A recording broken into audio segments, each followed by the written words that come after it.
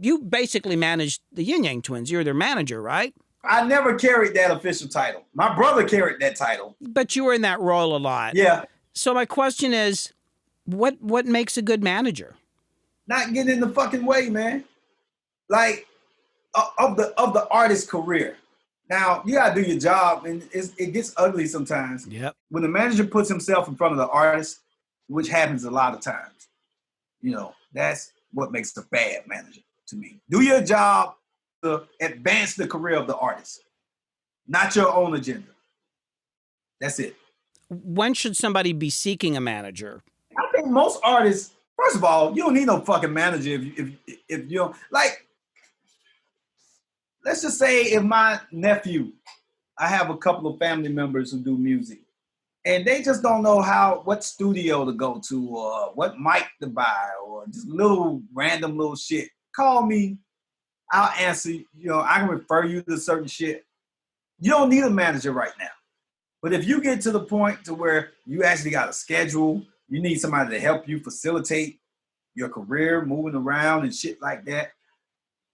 You're a producer, you're placing songs, you need some help handling the business, and there's a time. But a lot of artists get them prematurely. And that's because they've heard so much shit about artists getting fucked over. Their mama will call. This happens all the time. My son been going to this studio over here, and Collipark was over there the other night, and he was talking to him, and I just feel like he need a manager. Can you manage him? Of course. That happens that's premature. Ain't no paperwork been talked about, ain't no, you know what I mean? Like if I went and said I'm interested in signing your son or whatever, maybe he just needs an attorney at that point. I think every situation is different though.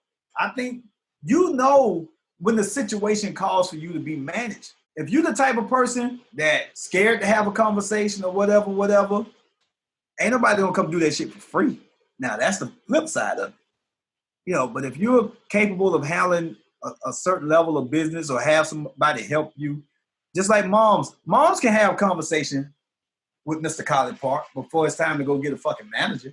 Now, if Collipark started talking a bunch of shit that moms don't know nothing about, A, moms need to go find a lawyer, or B, if you know somebody in the business or somebody who can help you, that's a lot different. Because once you sign that contract with management, if the greener the artist is, the more asshole the manager got to be. Because they protected this person.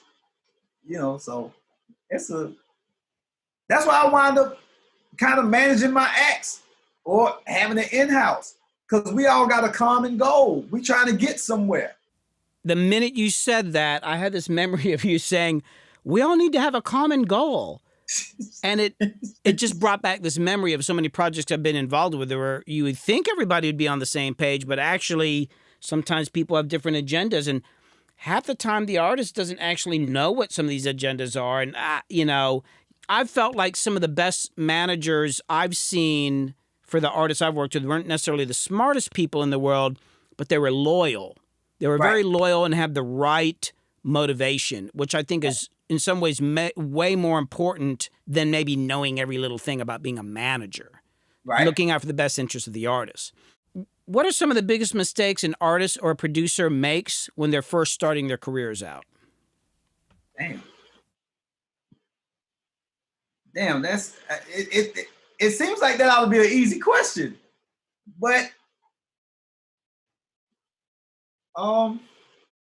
because I kind of look at it backwards. Okay. And this might not even be the same thing that you're asking, but artists and producers are so afraid to get taken advantage of, they miss opportunity.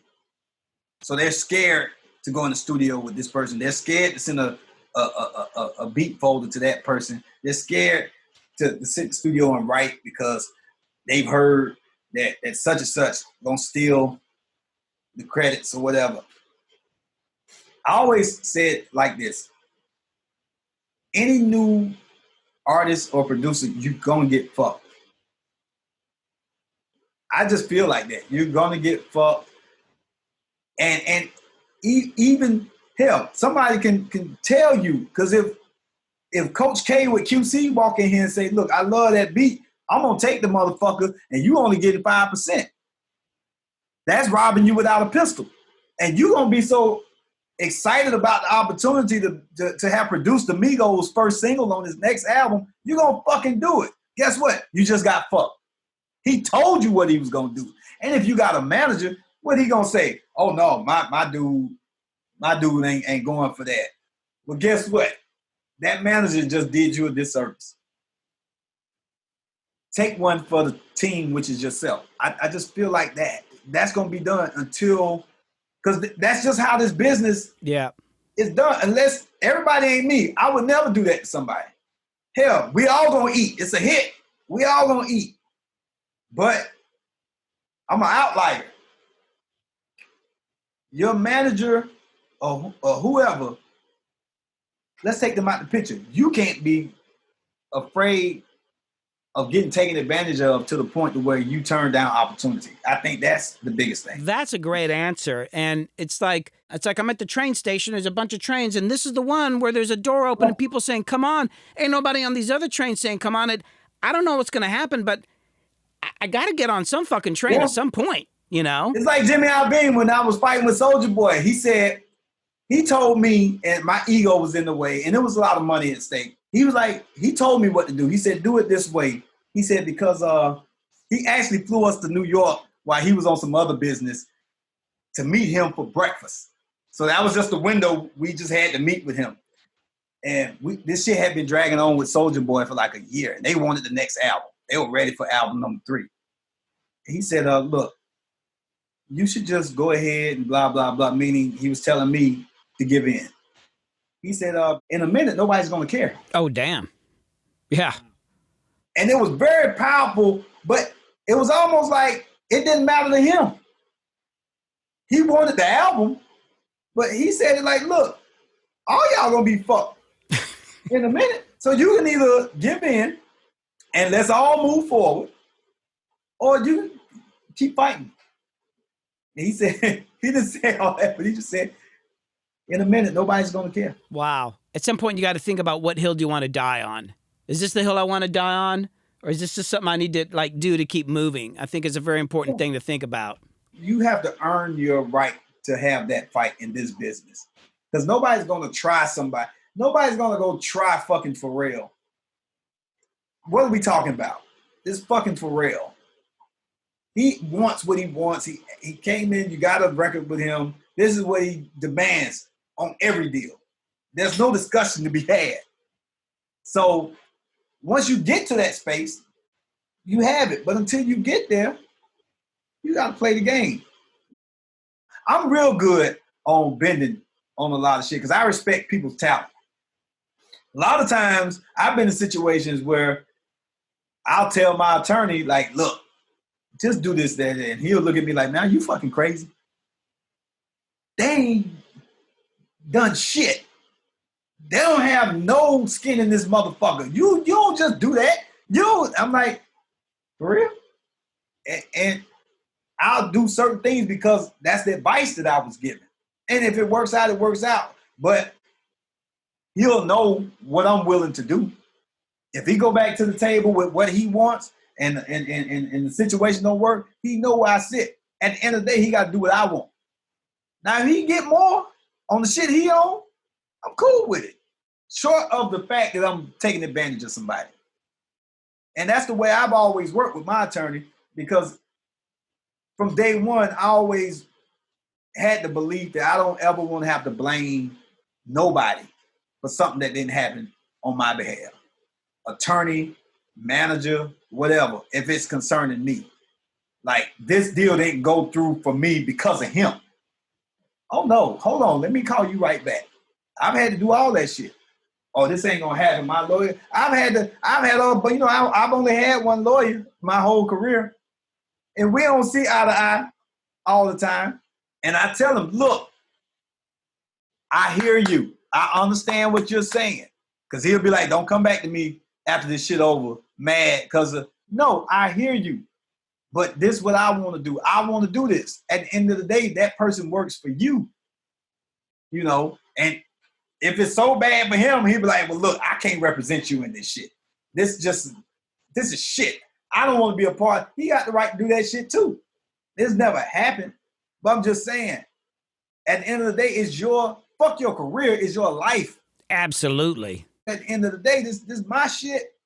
This our shit as so far as we work together. But at the end of the day, most managers got other artists.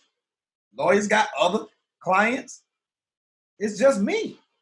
So if you're green, you don't really know. And at the end of the day, you're a man before any of this shit. You're a person. So what's right, I live on what's right is right. What's wrong is wrong. At the end of the day, end of this shit, the music business, two kids fighting over there across the street, whatever. What's right is right. What's wrong is wrong. After all this business, if I can't make sense of the percentages and all this shit, what's right and what's wrong? If I feel like somebody's being malicious towards me and they just don't know when to say when, fuck them.